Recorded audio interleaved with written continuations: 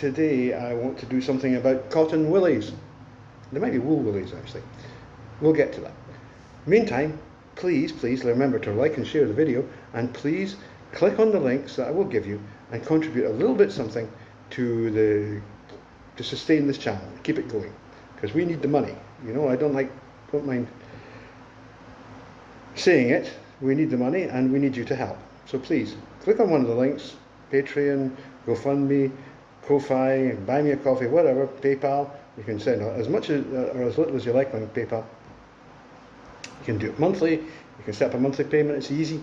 All of that stuff. Do one of them, please. So we're going to talk about Woollen Willies, and this, I'll put up a picture, right? These Woollen Willies are produced to order by a California company. Of course, where else could this possibly come from but California? And the idea here is that you give the Woollen Willie to your little girl of 2 or 3 who is gender dysphoric. Now, let's get one thing quite straight. There are a number of girls who can show childhood gender dysphoria at that age. That doesn't mean you should give them willies.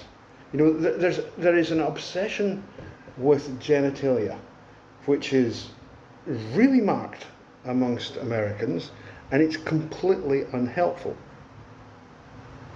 Absolutely unhelpful. It's far better, in my opinion, for a young person, a child, even if they are pre-transsexual, which at the age 2 or 3, you don't know. You absolutely do not know if they are or not. Even if they are pre-transsexual, it's actually, there's a strong case to be made for saying it's better if they just retain the genitalia they were born with. And if you go around Southeast Asia, in fact all of Asia, you'll find that most trans women are intact and they live perfectly happy lives as women, and their partners accept them fully as women with penises. So we say, you know, there are girls with dicks. That's the way it is.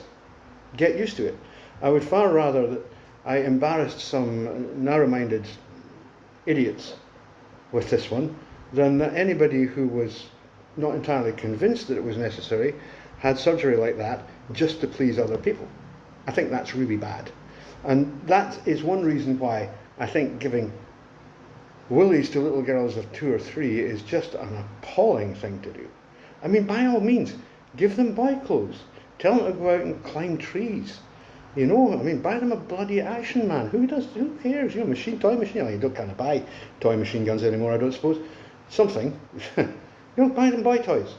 And the thing is that almost all what's called gender nonconformity, it's actually sex nonconformity, but never mind, that occurs in childhood, and that is persons aged under 12, right, is passing. It's mostly passing. It's mostly a period of exploration in which the individual is just trying to figure out who they are. And it's like they see certain things, they see the boys doing certain things, they go, oh, I fancy doing that, you know. Why shouldn't I do that? So let's go and do it. And why shouldn't they do it? I mean, what's wrong with that? My daughter's a blacksmith, and she's incredibly feminine. You know, these ideas that people have about what constitutes masculinity and femininity is very, very weird, and nowhere more so, I have to say, than the United States. Very odd. So what you do with these little Woollen Willies, apparently, is that you put them inside the little girl's underwear so that it looks like she's got a willy. You know, I'm staggered by this. It beggars belief. But that is what you can do. You can buy this stuff, it's relatively cheap, and then you go and shove it down your daughter's pants and hope you don't absolutely ruin her bloody life, because there is a very good chance that you will. These events in childhood must be child-led, right? I'll say that again. They must be child-led. And this smacks of pushing. This smacks of indoctrination. This smacks of the child being led along a particular pathway because it suits the parents' ideas. And that's wrong. That is just wrong. Parents are not there to do that. Just because you think you're a trendy, hippie, lefty-twefty, SJW wokist doesn't give you the right to turn your girl into a boy. It just doesn't. It really, really doesn't. At the same time, just because you're a hardline right-winger and you're completely, Southern Baptist, something like that, doesn't give you the right to turn your pre-transsexual boy into a gay man. If that person is a girl, let him be a girl. It has to come from the child. Parents have to be responsive to the child's needs. They don't lead. Do not lead.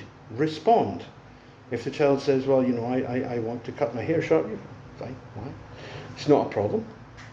If you want to cut your hair short, cut your hair short. And yeah, there are cases where children do things like that, what's called social transition, and girls cut their hair short and they wear sort of boyish clothes, and then they get to puberty, 11, 12-year-old, well, I can't be doing with this.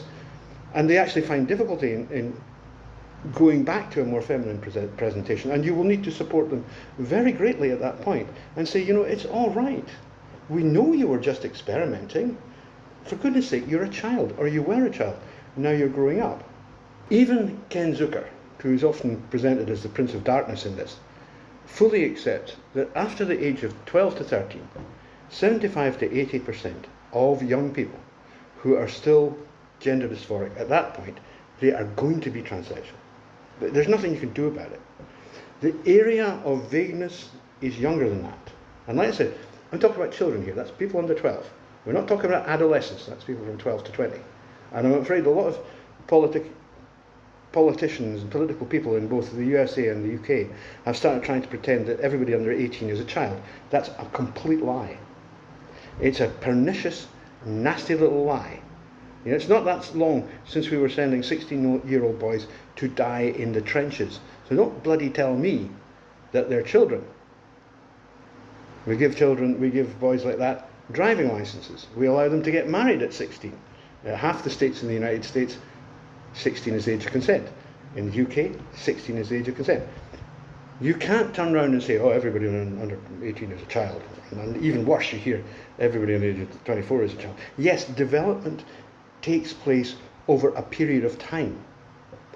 It doesn't just go, hey, you're an adult. We now know that brain development doesn't really finalise until the mid-20s, and in some areas even later. We know that sexuality isn't fully crystallised until about then too. But people do know increasingly what they are as they go through life. So you have to give people some credit. You have to give them some respect. Young people, 12 up, this we're talking about here, adolescents.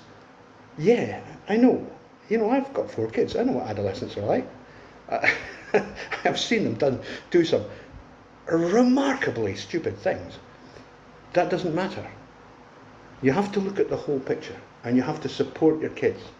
And supporting kids, to get back to the first one, is not about giving little girls woolen bloody willies to shove down their pants. That's just putting problems in their minds. A child of that age is sexualized in that they know that they have bits. They don't know what they're for, but they quite like to play with them. I can assure you, as a parent, you're aware that your kids like to play with their bits because they get pleasure from them. They're pleasure centers, but they don't know what they're for. The correlation here is being emplaced by the parents who are saying, you want to wear boy clothes? Well, you must want to have a willy. My God, would you get off the case? Leave these kids alone. Just let them be themselves.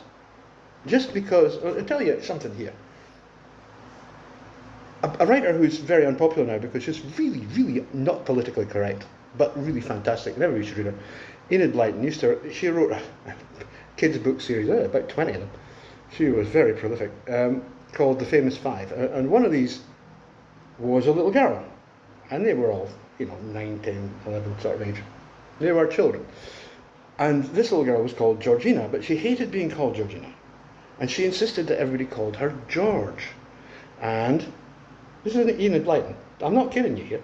and she would only wear boys' clothes, and it was all fine. Everybody went, yeah, that's fine, we'll just call her George. It's not a problem. Nobody went crazy and said, oh my God, she's transsexual. They didn't do that. And I have no idea what happened to George in the end, because the series, it doesn't go into adolescence. But I have a funny feeling that she just grew out of it.